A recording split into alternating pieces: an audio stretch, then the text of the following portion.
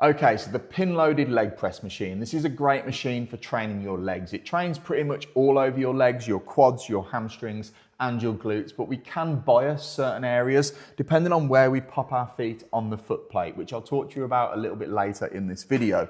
To start with, I'm going to show you how to set the machine up. So what we want to do is we want to be as far forward as we possibly can in our start position. This is going to give us the biggest range of motion possible. Now, right in between your legs is a silver lever. You're going to pull that up and you're going to lower yourself down as low as possible.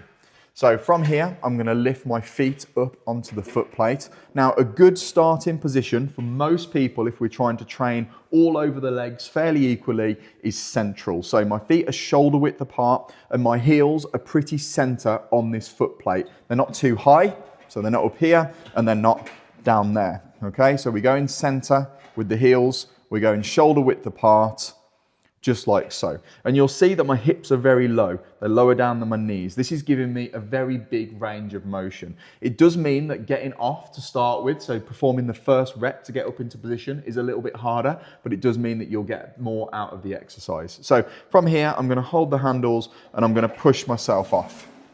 Okay, so I'm up into my starting position. Now, a couple of safety things here. We want to make sure that the knees never lock out. The knees are never going to go into that position here. That's quite dangerous. We want to make sure that the knees always stay nice and soft. We also want to hold onto the handles and we want to push our lower back and our core into the pad here. This is going to keep us nice and stable in our midsection. So with our knees soft, with our core engaged, push back against the pad, I'm going to lower myself down. I'm going to keep my weight on my heels. I'm going to come down as low as I can just before the weights touch, and I'm going to push back. I'm going to ensure that my knees don't drift in towards each other if I can help it. Keep them pulled out.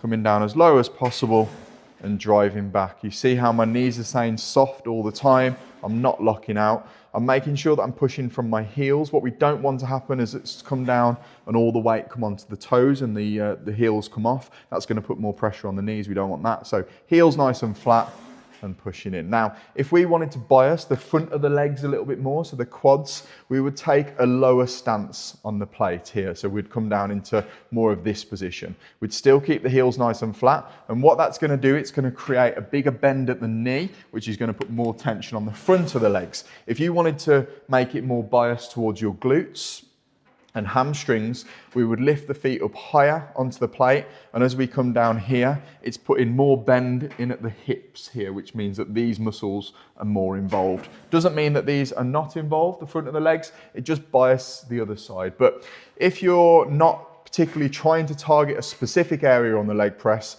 a neutral stance, kind of middle of the plate, is where you want to be, coming down nice and low and driving back.